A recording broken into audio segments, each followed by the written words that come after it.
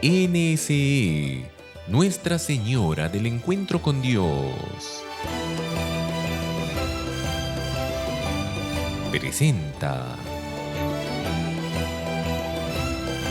La voz del pastor.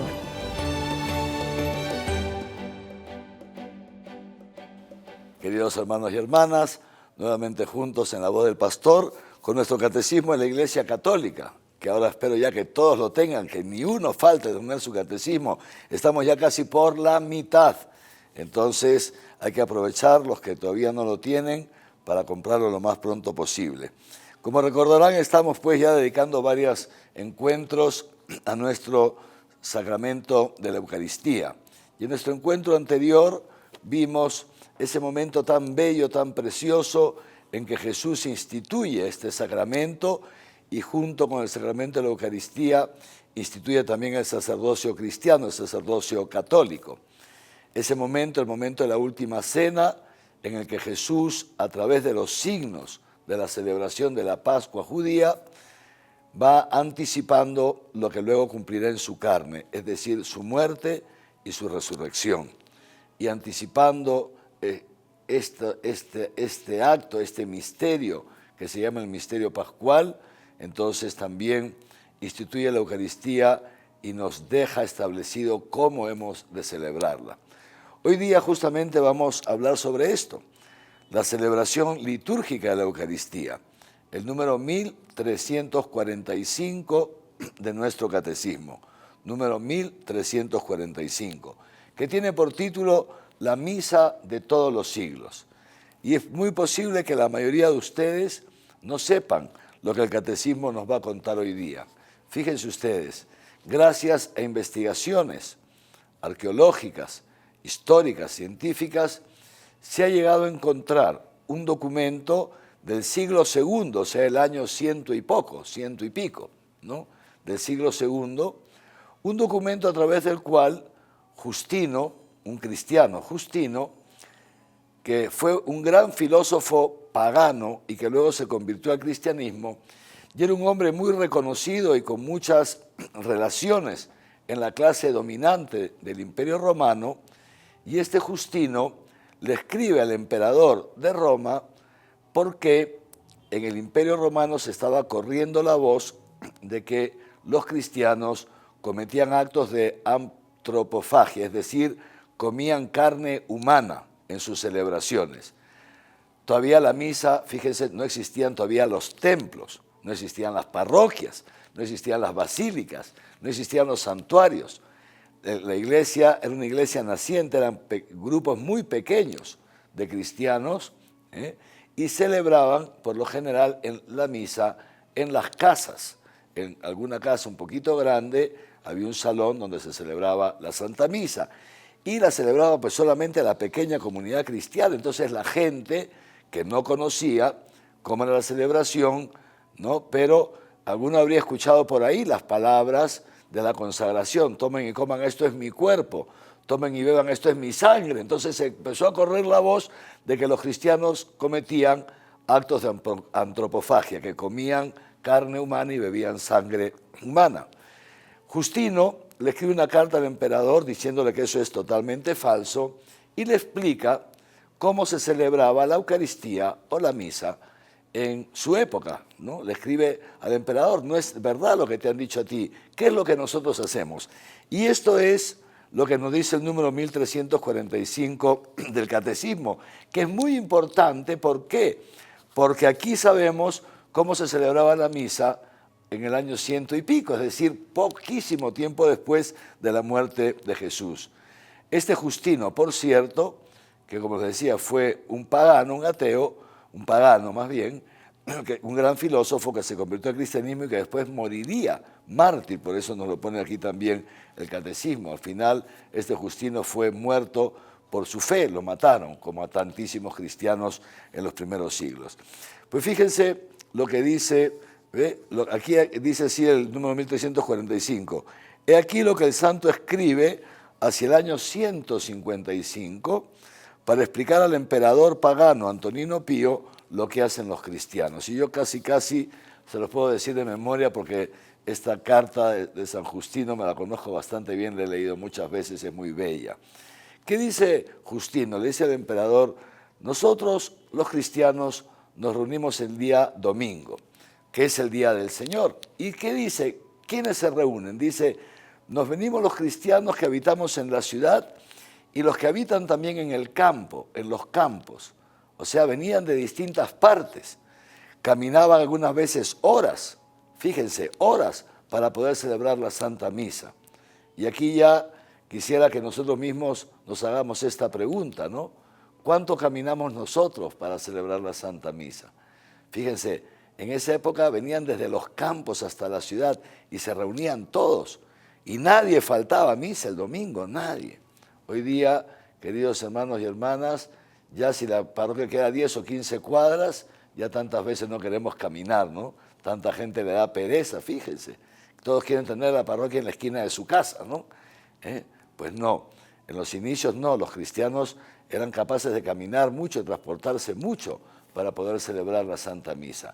Y se reunían todos, los de la ciudad y también los del campo, los ricos y también los pobres. No había distinción de clase, no había distinción, por supuesto, de raza, ni de nada de esto. Se reunían todos. Y dice así: y una vez estaban todos juntos, miren esto que interesante, se leen las memorias de los apóstoles y los escritos de los profetas tanto tiempo como es posible. O sea, los escritos de los profetas, que son el Antiguo Testamento, las memorias de los apóstoles, que son los evangelios, las cartas de San Pablo, los hechos de los apóstoles. O sea, se leía el Antiguo Testamento y el Nuevo Testamento, escuchen bien, tanto tiempo como es posible, dice Justino. No dos lecturitas así, como nuestra misa dominical, ¿no? Que ya si el evangelio es un poquito largo, ¡ay, qué pesado, qué largo! No, no. Se leía tanto como el tiempo lo permitiera. Eran lecturas largas, porque la misa no se celebraba en 1 hora o en 45 minutos. Era el día del Señor y los cristianos estaban contentísimos de escuchar la palabra de Dios y no tenían prisa, porque no se dedicaban a otra cosa. El domingo, ¿a qué se dedicaban los cristianos? Acuérdense que hay un mandamiento que dice santificar las fiestas. Los domingos se santifican. Los domingos los cristianos no trabajamos. En esa época tampoco trabajaban. Hoy día tampoco debemos trabajar los días domingos, es el día del Señor, de estar con el Señor, de estar con la comunidad parroquial, de estar con la familia, etcétera, ¿no? Pues bien, así que leían tranquilamente, escuchaban la palabra de Dios. Y después, sigue diciendo Justino, cuando el lector ha terminado, entonces el que preside, que naturalmente era o el obispo o un sacerdote, toma la palabra y explica las Sagradas Escrituras. Es lo que nosotros conocemos con el nombre de ¿qué? De la homilía, ¿no? Que antes en un momento se llamaba sermón, pero el sermón es otra cosa, la homilía. Cuando el sacerdote nos actualiza esa palabra que se ha escuchado, la actualiza al hoy de nuestra historia, la aplica a nuestra vida, nos explica cuál es el significado de esto en todos los tiempos y también en nuestra vida cotidiana. Y dice así, ¿no? Toma la palabra para incitar y exhortar a la imitación de tan bellas cosas. O sea, nos explica la palabra y nos exhorta a vivir nosotros conforme al Evangelio, ¿no? Este es el sentido de la homilía. El sacerdote también nos anima, nos motiva para que podamos ajustar nuestra vida a las Sagradas Escrituras y vivir santamente. Dice, y una vez se ha terminado esto, estamos siguiendo, ¿no? El número 1345, ¿no? Luego nos levantamos todos y oramos, ¿ven? Lo que se llama la oración de los fieles. Oramos por todos nosotros y por todos los demás, donde quiera que estén. ¿Para qué oramos? ¿En qué consiste esa oración de los fieles? Fíjense qué bonito. A fin de que seamos hallados justos en nuestra vida. Le pedimos a Dios que nos dé la gracia para ser buenos cristianos, ser hallados justos en nuestra vida y en nuestras acciones, y seamos fieles a los mandamientos para alcanzar así la salvación eterna. Esto es lo que se llama la oración de los fieles, que nosotros en nuestra misa la dirigimos después del credo, los días domingos después del credo, ¿no? La oración de los fieles, que sale uno del miembro de la comunidad y presenta las oraciones y todos decimos, te lo pedimos, Señor, ¿no? Fíjense cuál es la finalidad, lo digo también para que en sus parroquias sepan cómo se elaboran estas oraciones de los fieles. ¿Qué es lo que hemos de pedir al Señor? Le hemos de pedir por nosotros y también por los ausentes, por los que no están presentes. Le presentamos nuestras necesidades y las necesidades de la humanidad. Rezamos también por los gobernantes, por los pobres, por la gente que más sufre, etcétera, etcétera. Y rezamos también por la asamblea, ¿no? Pero ¿qué es lo que hemos de pedir? Fíjense lo que nos enseña San Justino. Hemos de pedir que el Señor nos dé la gracia para ser hallados justos en nuestras obras, en nuestras acciones, es decir, para que podamos ser fieles a Dios, vivir bien los mandamientos, actuar conforme al Evangelio del amor y de esta manera, cuando nos toque partir de este mundo, podamos ser acogidos en el cielo, podamos alcanzar la salvación eterna. Eso es lo que un buen cristiano le pide al Señor, ¿no? Y después nos dice así, cuando termine esta oración, nos besamos unos a otros, nos besamos unos a otros. Es decir, es el rito de la paz, que en nuestros días el rito de la paz se ha postergado, se ha puesto al final de la misa, antes de la comunión, y en los primeros siglos se hacía antes del ofertorio, o sea, después de las oraciones de los fieles, y se hacía esto, ¿no? La paz del Señor esté con ustedes, dense el beso santo de la paz, y se saludaban con el beso. La paz esté contigo, le dabas un beso y con tu espíritu, y se hacía este beso de la paz. ¿Por qué? Porque el beso del hermano que te desea lo mejor para ti, el beso del hermano que desea que la bendición de Dios esté contigo. Y así ya quedaba todo listo para pasar a la segunda parte de la misa, de la cual hablaremos dentro de unos momentos.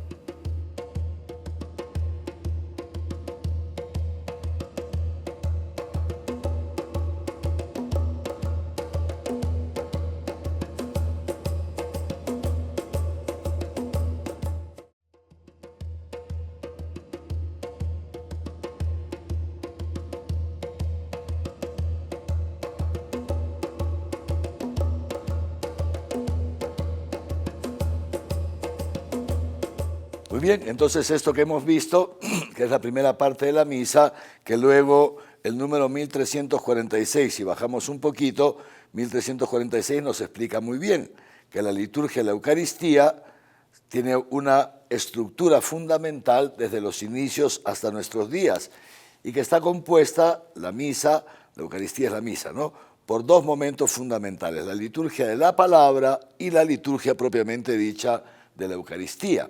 Y entonces, esto que hemos escuchado, desde el momento en que los hermanos empiezan a llegar, ¿no?, antes era una casa, ahora es al templo, desde esos momentos ya se empieza a escuchar la palabra de Dios, viene la homilía, la oración de los fieles, el saludo de la paz, todo esto se llama la liturgia de la palabra, es la primera parte de la misa, donde el aspecto central de esa primera parte es la palabra de Dios, Dios que viene a nuestro encuentro a través de su palabra, no solamente para enseñarnos lo que tenemos que hacer, el camino que tenemos que seguir, sino sobre todo para transmitirnos la gracia, para recordarnos lo que Él ya ha hecho por nosotros. Todas las Sagradas Escrituras hablan, narran las maravillas que Dios ha hecho por su pueblo, las maravillas que Dios ha hecho por la humanidad.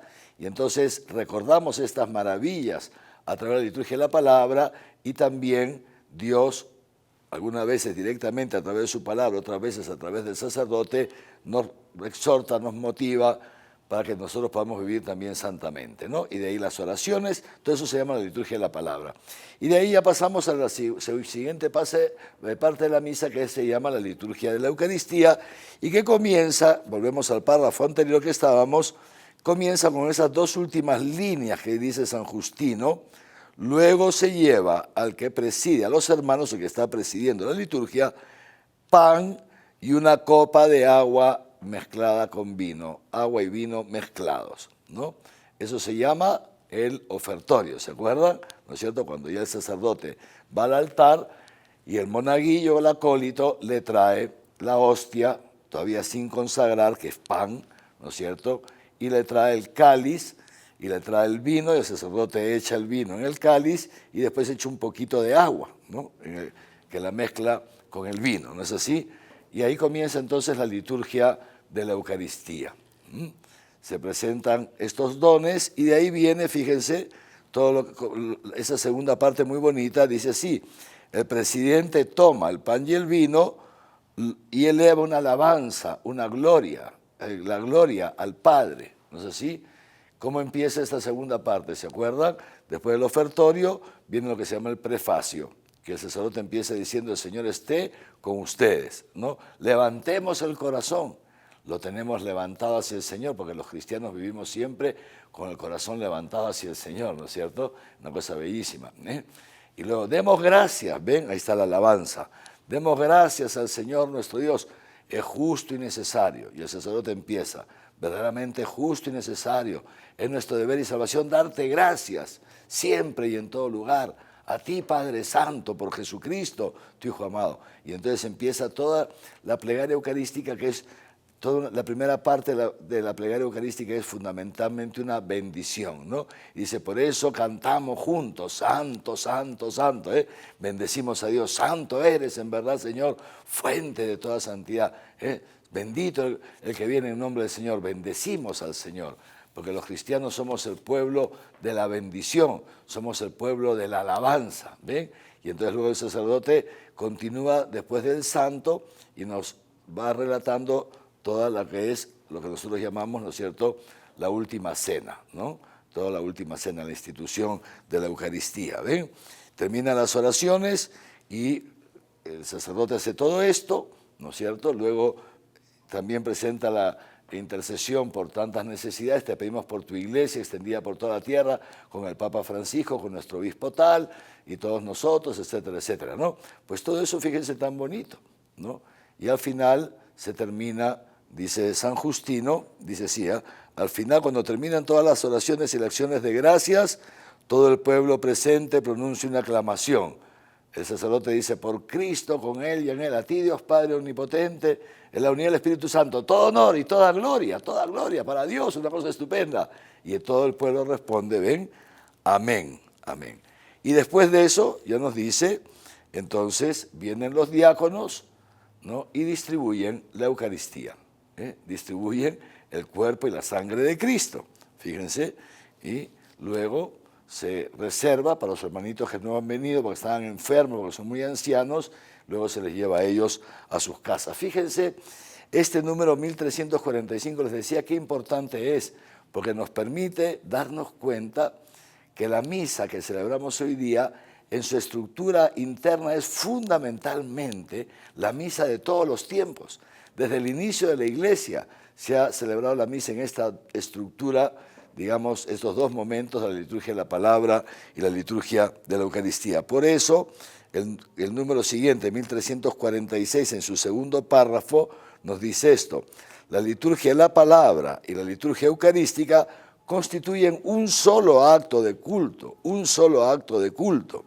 Y entonces la mesa preparada por nosotros en la Eucaristía es la mesa a la vez de la palabra de Dios y del cuerpo de Cristo. Los cristianos tenemos en la misa, tenemos un solo pan que se nos reparte, digamos así, en dos mesas: la mesa de la palabra, el ambón, desde donde se proclama la lectura, esa palabra de Dios que es Jesucristo. Se nos da a Jesucristo a través de su palabra en la mesa del ambón, y luego se nos da a Jesucristo en su cuerpo y en su sangre en la mesa del altar. ¿Ven? Fíjense qué bonito. Y así, pero las dos partes de la misa son una unidad. Por eso es tan importante, queridos hermanos, el participar en la misa toda completa, toda completa. Antes, hace muchos años, eso ya se superó, ¿no? Hace muchos años se decía que si uno llegaba después del Evangelio, ya la misa no valía. Fíjense, qué mentalidad, ¿no? No vale la misa. Entonces, para que valga, tengo que llegar antes del Evangelio. Y entonces, ¿qué hacía mucha gente? Llegaba cuando la misa ya había comenzado, ¿no? Para que valiera, porque lo importante no era la misa, lo importante era que valga, ¿no? Es curioso esto, ¿no? Entonces, no escuchaban la primera lectura, la segunda lectura, nada. No cantaban el Gloria, para que valga, para que valga. Eso se llama el minimalismo. O sea, hago lo mínimo para no pecar, lo mínimo, para que la misa me valga y no cometa pecado mortal. Una cosa horrible. Naturalmente, eso no es el espíritu cristiano. Nosotros los cristianos queremos estar la misa desde el inicio de la misa, porque es un solo acto de culto. Es un solo, es que valga, no valga, es otra cosa. Es que vamos a la misa porque queremos ir a la misa, porque estamos contentos con Dios, porque queremos escuchar la palabra de Dios, queremos recibir a Jesucristo en su palabra, queremos recibirlo en su cuerpo y en su sangre, y ni vale ni no vale, que eso no tiene nada que ver, no es un asunto legal, es un asunto de vida o muerte, como en el siglo II y ya desde el siglo I. Los cristianos caminaban kilómetros, horas, para celebrar la Eucaristía. También nosotros ponemos toda nuestra parte para estar desde el principio de la misa. Y por eso les decía, esta misa que tiene esta estructura, estos dos momentos, pero que conforman una unidad, nos dice, y por eso es tan importante llegar temprano a la misa y quedarse hasta el final. Por eso la misa es el centro de la vida del cristiano, es la fuente y el culmen de la vida del cristiano, dice el Concilio Vaticano II. Fíjense, ha habido mucha gente a lo largo de los siglos que ha dado su vida, ha muerto por celebrar la Eucaristía. Cuando había la persecución a los cristianos, fíjense ustedes, si los encontraban celebrando la misa, los mataban y la gente seguía celebrando la misa. Y hasta hoy día, siglo XXI, hay gente que los matan por ir a misa, hermanos, porque la misa es tan importante. Había unos mártires que les querían prohibir la misa y dijeron, nosotros sin la misa no podemos vivir. Si no quieren es preferible que nos maten, porque no vamos a dejar de celebrar la misa, no vamos a dejar de ir a la misa. Y esto nos interpela también a nosotros, ¿no? ¿Cómo vivimos nosotros el domingo? ¿Cómo vivimos nuestra relación con Dios? ¿Cómo vivimos la misa? ¿Vamos siempre a misa o ya por cualquier pretexto no vamos? Porque nos sentimos cansados, porque vino la cuñada a visitarme, porque no sé qué, no sé cuánto, porque hay que estudiar para ingresar a la universidad, y entonces le dices a tus hijos, no te preocupes, hijito, anda a tu academia, estudia, que más importante es la carrera que la misa. No puede ser, ¿no? Eso no es cristiano, ¿no es cierto? Entonces, muy interesante. Otras veces buscamos una misa que sea la más corta porque tenemos que ir a trabajar. O sea, fatal, ¿se dan cuenta? Qué mal, qué mal. El domingo es un día para entregarnos totalmente al Señor. Pues bien, entonces fíjense, termina ya esta parte con el número 1347 del Catecismo, que nos dice, no se advierte aquí el mismo dinamismo del banquete pascual de Jesús resucitado con los discípulos, y nos pone efectivamente el ejemplo de los dos discípulos de Maús, que seguramente todos conocemos, y luego otros momentos en que Jesús resucitado aparece a sus discípulos. ¿Y qué hace Jesús? Primero les habla, les predica, y después de la predicación ya se sienta con ellos y parte el pan.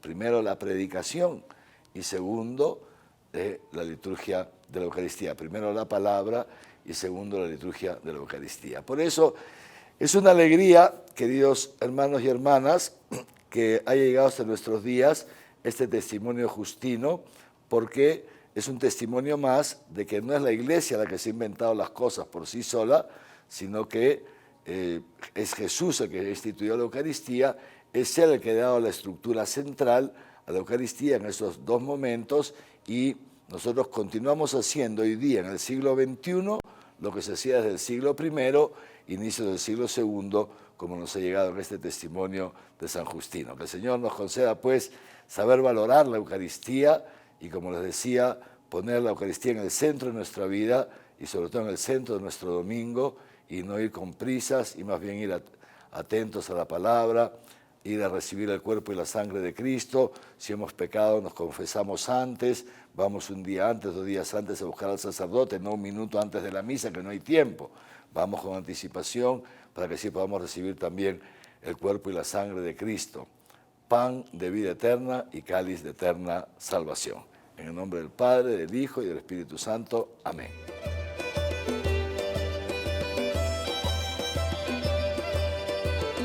Inici. Nuestra Señora del Encuentro con Dios presentó La voz del pastor.